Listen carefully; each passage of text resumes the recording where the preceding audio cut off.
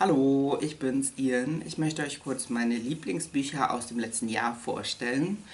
Ähm, Bevor ich das mache, wollte ich noch zwei Honorable Mentions erwähnen, einfach weil ich letztes Jahr nicht so viele Videos gemacht habe und ich dachte mir, genau, die sollen nicht unerwähnt bleiben, wobei das erste Buch, was es nicht ganz auf die Liste geschafft hat, zu dem habe ich ein Video gemacht, und zwar Ich bin meine eigene Frau von Charlotte von Mahlsdorf. Ähm, Das Buch ist eine Autobiografie von einer Transfrau, die in ihrer Jugend die NS-Zeit erlebt hat und dann später auch die queere Bewegung in der DDR erlebt hat. Und genau, das ist einfach eine Perspektive, eine Geschichte, von der ich wenig weiß. Deswegen hat mir dieses Buch sehr gut gefallen. Und dann wollte ich noch zwei Romane erwähnen, und zwar als erstes Cemetery Boys von Aidan Thomas. Das ist eine sehr nette Liebesgeschichte eines Latino-Trans-Jungen, der sich in den Geist eines verstorbenen Klassenkameraden von ihnen verliebt hat. Und eigentlich hat mir alles an diesem Buch gefallen. Eine Sache, die mir persönlich einfach nicht gefällt, ist, dass sie so ein krasses Abhängigkeitsverhältnis voneinander hatten, und ich konnte da leider nicht so drüber hinweglesen. Wenn diese eine Sache nicht gewesen wäre, 100 pro eins meiner Lieblingsbücher letztes Jahr, und vielen anderen Leuten, genau, ist dieser Aspekt nicht so wichtig. Deswegen möchte ich dieses Buch auf jeden Fall auch empfehlen. Und dann habe ich endlich Die schwarze Madonna, afrodeutscher Heimatkrimi von Noah So gelesen. Das ist tatsächlich der ersten Krimi, den ich jemals gelesen habe. Hier fährt eine schwarze alleinerziehende Mutter mit ihrer Tochter zurück in ihr Heimatdorf in Bayern und kommt dort bei ihrer Tante unter. Die Tante ist eigentlich sowas wie ihre Mutter, also ihr Mutterersatz gewesen früher. Und im Zuge dessen, dass sie wieder an Orte ihrer Jugend zurückkommt, kommen auch wieder Erinnerungen, die damit zusammenhängen, auf.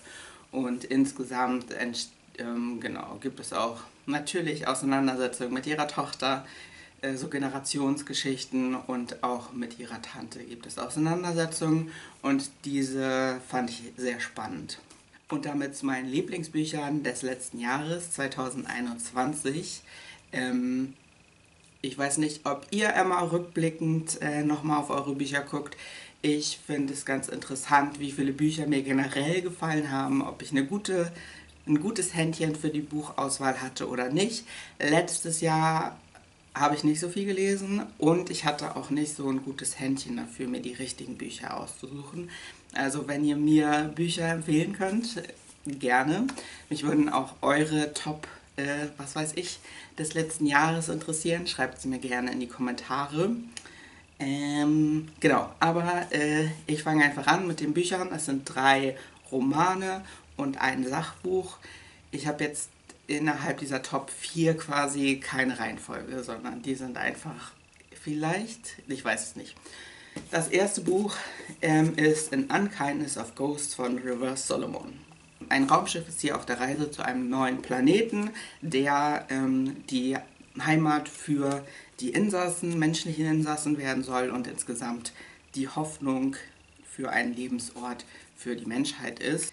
Die Gesellschaft auf dem Raumschiff ist auf jeden Fall klar hierarchisch strukturiert. Es gibt krassen Rassismus, es gibt krassen Sexismus, Klassismus. Es ist eine sehr gewalttätige Gesellschaft, die auf diesem Raumschiff entstanden ist, was seit 500 Jahren durch den Raum reist.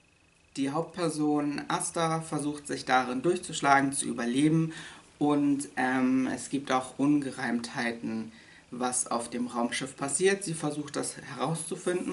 Die ganze Atmosphäre fand ich sehr bedrückend, sehr krass, aber die Handlung oder genau, ich fand es sehr spannend, und mir hat besonders gut gefallen, dass sowohl die Hauptperson als auch viele Nebencharaktere, die positiv auftauchen, auf jeden Fall queere Personen sind.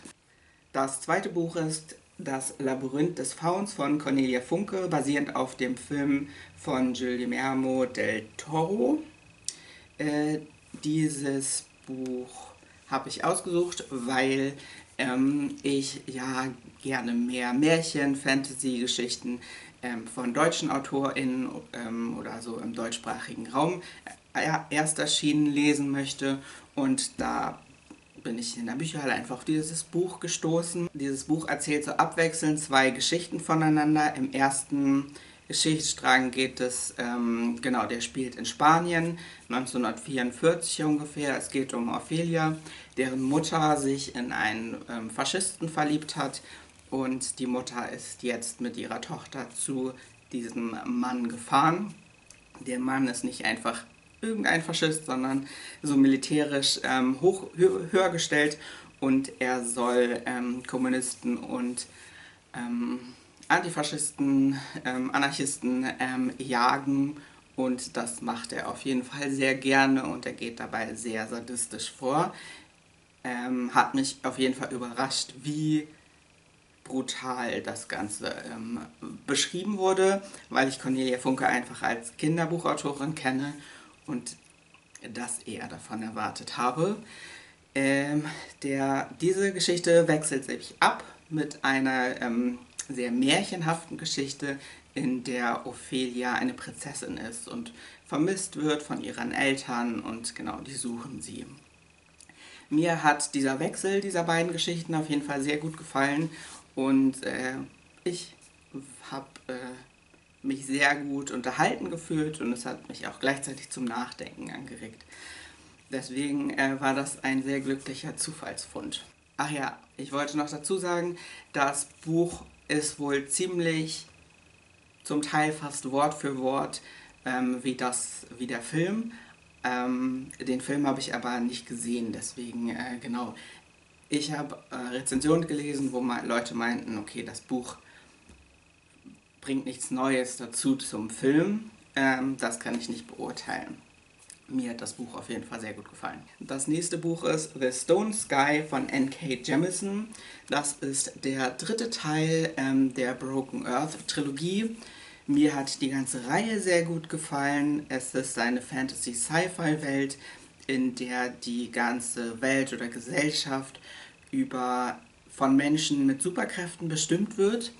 Diese Menschen sind super wichtig, aber gleichzeitig werden sie von den Menschen, die diese Art Superkräfte haben, total gefürchtet, und sie werden auch tatsächlich ab Kleinkindalter eingesperrt, und es wird versucht, ihnen ihre Individualität abzuerziehen, dass sie halt nur noch als Werkzeuge betrachtet werden und nicht mehr als Menschen mit Individualität und so.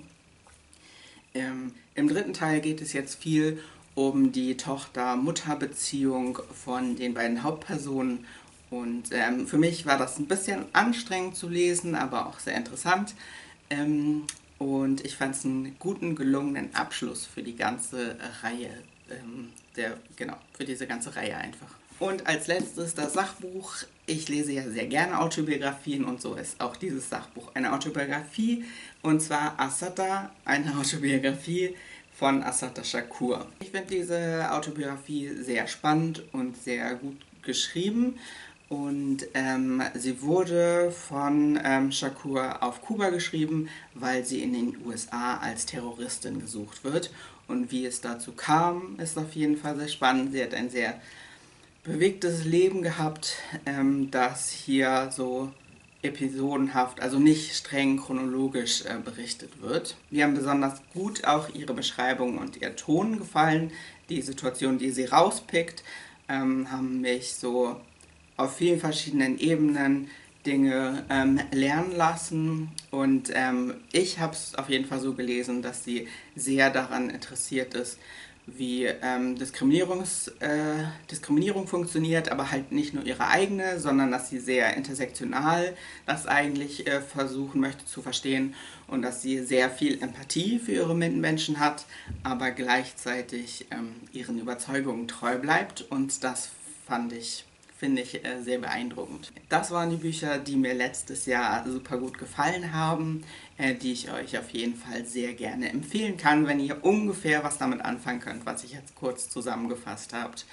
Wenn ihr diese Bücher gelesen habt, würde mich interessieren, was ihr dazu denkt, wie ihr die Sachen gesehen habt. Wenn ihr ähnliche Bücher gelesen habt, die euch gut gefallen haben, schreibt mir die Empfehlung gerne in die Kommentare. Wie gesagt, ich bin auf jeden Fall auf der Suche nach weiteren Buchempfehlungen und wie gesagt an euren Top, was auch immer des letzten Jahres, bin ich auf jeden Fall auch sehr interessiert. Damit möchte ich mich von euch verabschieden. Viel Spaß beim Lesen!